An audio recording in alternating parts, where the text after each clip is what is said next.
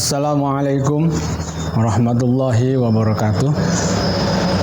Innal hamdalillah jami'a wassalatu wassalamu ala sayyidina wa maulana Muhammad asrafil khalqi jam'a wa ala alihi wa ashabi alladhina nalu as-sa'adatal haqiqiyata fid dunya wal akhirah. Allahumma shalli ala sayyidina Muhammad.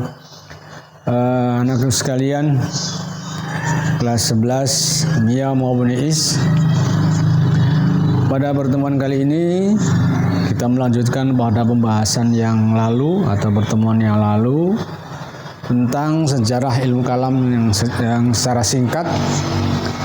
Kalau pada pertemuan yang lalu kita membahas sejarah kalam, sejarah ilmu kalam maksud saya, pada masa Rasulullah dan masa Khulafaur Rasyidin. Nah, pada fase yang ketiga ini kita akan mencoba menjelaskan sedikit mengenai sejarah ilmu kalam pada masa Bani Umayyah. Anak sekalian kelas 11 yang Bapak cintai, pada masa-masa ini memang perdebatan mengenai akidah atau keyakinan itu begitu sangat tajam, karena memang pada masa-masa ini umat Islam secara keseluruhan itu sudah mulai kokoh, sudah mulai kuat keimanannya, pemikirannya, sehingga kalangan umat Islam pada saat itu mudah sekali atau leluasa mengembangkan pemikiran-pemikiran mereka, bicara sebebas-bebasnya mengenai akidah. Ditambah lagi adalah masuknya para pemeluk-pemeluk Islam yang di luar Jazirah Arab, sehingga ini menambah hasanah tentang pemikiran Islam di bidang akidah. Dan bahkan pada masa itu umat Islam sudah mulai membahas mengenai kehidupan yang terkait dengan qadar, atau bahkan juga masalah istita'ah atau ketaatan kita kepada Allah Subhanahu wa taala. Lalu sekalian, pada masa Bani Umayyah ini, memang pada saat itu Bani Umayyah di beberapa khalifah yang sudah berganti-ganti itu memang sistemnya itu sistem represif atau mengekang, sehingga masyarakat itu secara umum kalau ditekan, di represif, ditekan, itu malah justru semakin bersikap apatis kepada pemerintah. Mereka beranggapan bahwa segala sesuatu yang terjadi itu hakikatnya adalah sudah menjadi suratan takdir atau ketentuan dari Allah Subhanahu wa taala. Sehingga corak pemikiran semacam ini, jadi bahwa segala sesuatu sudah diatur, termasuk berkembangnya Islam di berbagai negara di dunia ini sudah menggunakan takdir Allah, dan itu menjadi keuntungan tersendiri bagi perpolitikan pemerintah yang saat itu memang lebih bersifat represif. Sehingga pemikiran semacam ini bahkan dilegitimasi atau diakui sebagai kebijakan pemerintah dan tokoh-tokoh mereka. Jadi memang lahirnya aliran Jabariyah itu tidak lepas dari perkembangan politik pada saat itu. Tokohnya tentu tidak lain adalah Jaham bin Abu Sufyan. Inilah yang kemudian menjadi titik awal berdirinya paham Jabariyah. Lalu sekalian, hanya pada saat itu memang keadaan politik yang lebih banyak menekan ketimbang adanya demokrasi, membuat reaksi masyarakat sebagian Islam menginginkan adanya perubahan di mana mereka juga bebas berpikir, tetapi juga tidak ada tekanan apapun. Lalu sekalian, oleh karena itu pada saat itu umat Islam mulai memunculkan konsep ideologi baru, di mana ideologi ini adalah motor penggerak terjadinya atau munculnya aliran Qadariyah yang digawangi atau dipelopori oleh di antara tokohnya adalah Ma'had al-Juhani, kemudian Ghilan ad-Dimashqi, kemudian Ja'ad bin Dirham. Mereka inilah tiga tokoh yang menjadi tokoh utama berdirinya Qadariyah, yang dimana nanti Qadariyah itu adalah cikal bakal aliran atau firqah Islam yang disebut dengan Mu'tazilah. Hanya pada saat itu memang walaupun sudah memasuki Bani Umayyah, masih ada beberapa sahabat-sahabat Rasul yang masih hidup ketika itu, seperti Abu Hurairah, kemudian Ibnu Umar, Anas bin Malik, kemudian Ibnu Abbas, yang memang pada saat itu sahabat lebih banyak diam, bahkan menolak untuk berkomentar, bahkan menolak untuk mengikuti perdebatan di sekitaran ilmu akidah. Itu sedikit mengenai sejarah ilmu kalam pada masa Bani Umayyah. Pada masa Daulah Umayyah ini atau Bani Umayyah ini muncul pemikir cerdas, yaitu yang bernama Hasan al-Bisri. Ada lagi yang mengatakan Hasan al-Basri.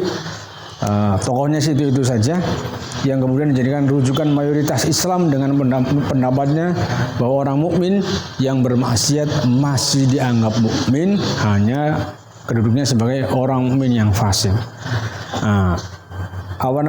Hasan al-Basri inilah yang kemudian akan memunculkan lagi aliran yang disebut dengan Ahlus Sunnah wal Jamaah. Dari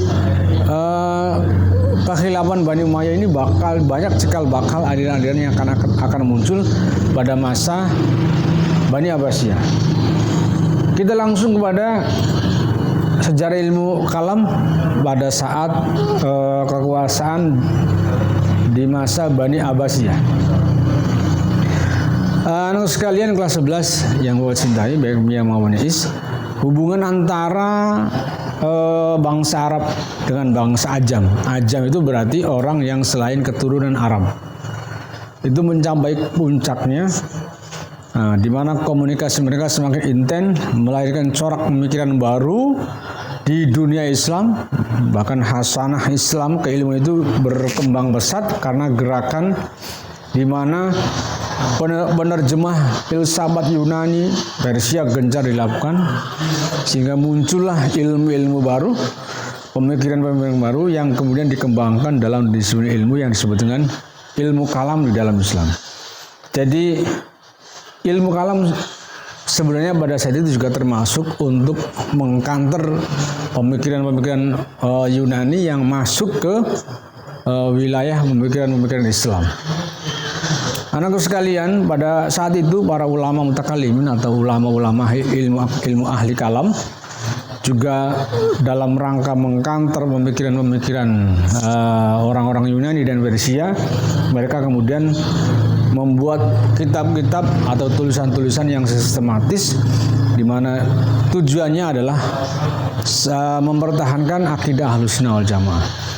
Seperti Abu Hanifah menulis kitab yang berjudul Al-Alimul Al-Muta'alim, kemudian kitab Fiqhul Akbar untuk mempertahankan akidah Ahlus Sunnah wal Jamaah, dan kitab Fiqhul Akbar karya Imam Syafi'i. Itu adalah kitab-kitab yang ditulis oleh para ulama untuk mengkanter filsafat Yunani yang pada saat itu sudah gencar masuk ke wilayah Islam. Sekalian, antusiasme ini atau antusiasme para pemikir ilmu kalam Islam berkembang pesat pada saat pemerintahan Bani Abbasiyah dipimpin oleh Khalifah Al-Ma'mun.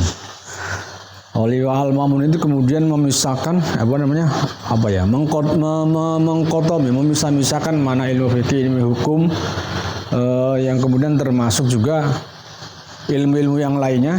Hanya pada saat itu pemerintahan Al-Ma'mun, kemudian Al-Mu'tasim, dilanjutkan Al-Mu'tasim dan Al-Wathid, menjadikan aliran Mu'tazilah sebagai aliran resmi negara.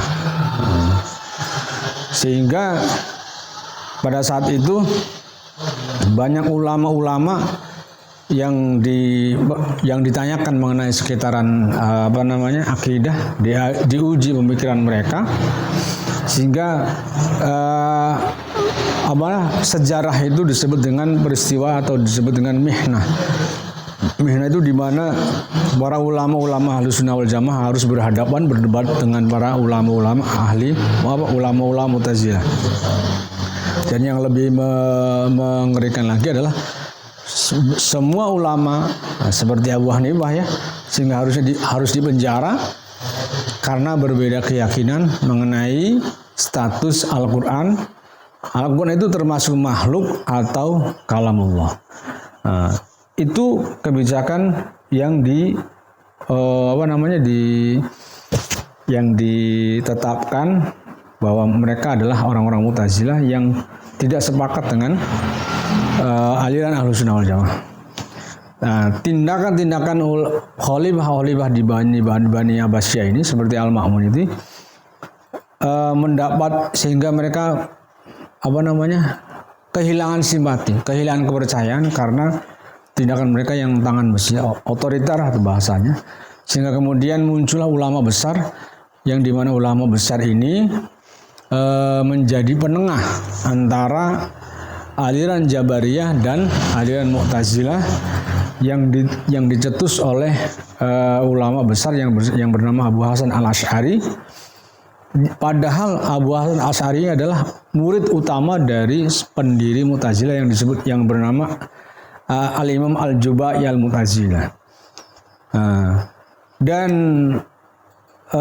Imam Abu Hasan Al-Asy'ari ini kemudian mempertahankan pendapatnya dengan menggunakan dalil-dalil akli dan dalil-dalil nakli. Kemudian diperkuat lagi dengan munculnya tokoh yang mendukung pemikiran Abu Hasan Al-Asy'ari yang bernama Abu Mansur Al-Maturidi, yang mempunyai pemikiran dan corak yang sama seperti Abu Hasan Al-Asy'ari. Paham ini kemudian berkembang ya, maksudnya paham Ahlussunnah wal Jamaah di bawah kepemimpinan Abu Hasan Al-Asy'ari dan Abu Mansur Al-Maturidi ini tersebar luas ke seluruh dunia, bahkan sampai ke Indonesia. Karena apa? Kaderisasi mereka berhasil. Murid-muridnya Abu Hasan Al-Asy'ari dan Imam Abu Mansur Al-Maturidi itu menyebarkan pemikiran mereka dalam konteks Ahlussunnah wal Jamaah, seperti Abu Bakar Al-Bakilani, Abu Ishaq Ali Syafi'i, kemudian Al-Imam Al-Haramain, kemudian Al-Juwaini, kemudian yang terakhir yang terkenal yang memiliki kitab Ihya Ulumuddin, Al-Imam Al-Ghazali. Sehingga sampai saat ini pun aliran Ahlussunnah wal Jamaah bisa diterima di sebagian besar masyarakat dunia karena alirannya lebih moderat. Itu saja barangkali ya anak-anak sekalian terkait dengan sejarah ilmu kalam dari dua bani. Itu saja, semoga bermanfaat. Kita bertemu lagi pada pertemuan yang ketiga atau pertemuan yang akan datang. Dari saya mohon maaf dan saya akhiri. Assalamualaikum warahmatullahi wabarakatuh.